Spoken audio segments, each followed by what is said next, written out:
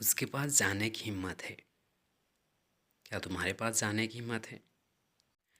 क्या तुम बताने की हिम्मत रखते हो? क्या तुम्हारे पास बताने की हिम्मत है? तो माय डियर फ्रेंड, आप इस तरह के वाक्यों को आज बनाना सीखेंगे। जिस तरह से आपने नीड का प्रयोग किया था उसी तरह से आप डेयर का भी प्रयोग कर सकते हैं। डेयर भी नीड की तरह ही होता है और मॉडल वर्ब की तरह इस्तेमाल किया जाता है और मेन वर्ब की तरह, इसलिए इसे सेमी मॉडल भी कहा जाता है। डेयर का हिंदी मीनिंग अगर आप देखना चाहें तो साहस करना, या फिर आप कह सकते हैं हिम्मत करना। तो देखिए, जब आप इसे मॉडल वर्ब की तरह इस्तेमाल करेंगे तो 1 से लेकर 5वें तक में देखिए, सी डेयर गो, वह जाने की हिम्मत रखती है। यहाँ पर एक बात नोट कीजिए, डेयर के बाद में आपने डायरेक्ट लिखा गो, वर्ब का फर्स्ट फॉर्म, क्योंकि आपने डेयर को मॉडल वर्ब की तरह इस्तेमाल किया है। तो ये तो आपको हमेशा याद रखने होंगे कि डेयर के बाद जब आप मेन फॉर्म लिखते हैं माय फ्रेंड, तो आप डेयर को मॉडल वर्ब की तरह इस्तेमाल कर रहे होते हैं। और इसी को मैं छठवें वाक्य की तरह भी मैं लिख सकता हूँ, सी डेयर्स टू गो।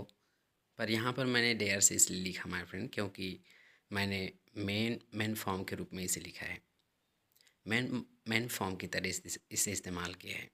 तो आप इसे अगर चाहें तो मॉडल वर्ब की तरह इस्तेमाल कर सकते हैं, और अगर आप चाहें तो मेन वर्ब की तरह भी इस्तेमाल कर सकते हैं, जैसा आपको अच्छा लगे।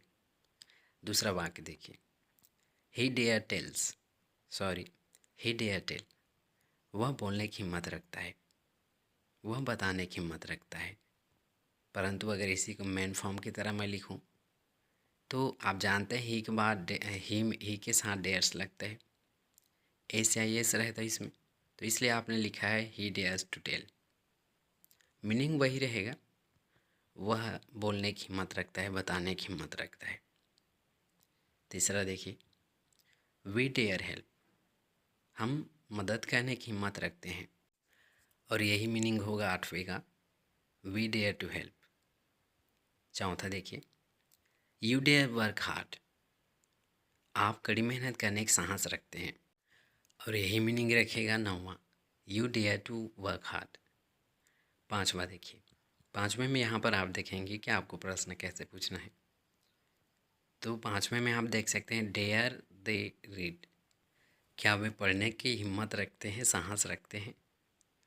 जैसा कि आप मान लो कि यहीं पर आप पूछते हैं माय फ्रेंड, क्या वे पढ़ सकते हैं। कैन अगर मॉडल वर्ब आपको इस्तेमाल करना है तो आप कैन दे रीड इस तरह से पूछते ना, तो इसी तरह से डेयर दे रीड इस तरह से आपने इस्तेमाल किया है। आई होप आप समझ पा रहे होंगे।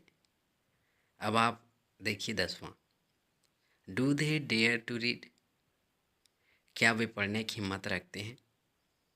जब आपने मेन वर्ब की तरह इस्तेमाल किया है डेयर को, तो आप इस तरह से प्रश्न पूछते हैं डू के साथ, do they dare to read, क्या वे पढ़ने की हिम्मत रखते हैं।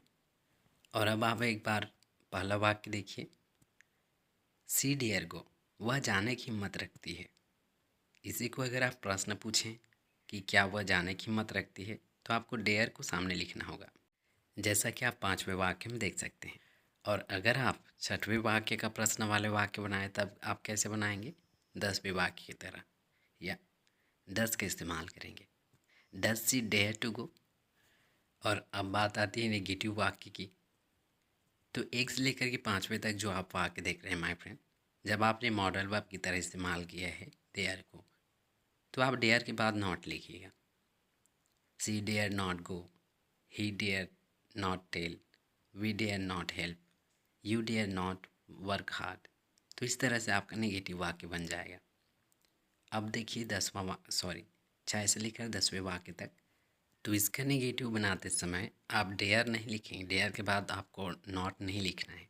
जिस तरह से आप टेंस में लिखते थे ना, डज नॉट, डू नॉट, इस तरह से आपको लिखना होगा, she does not dare to go. 7वां देखिए, he does not dare to tell. 8वां देखिए, we do not dare to go.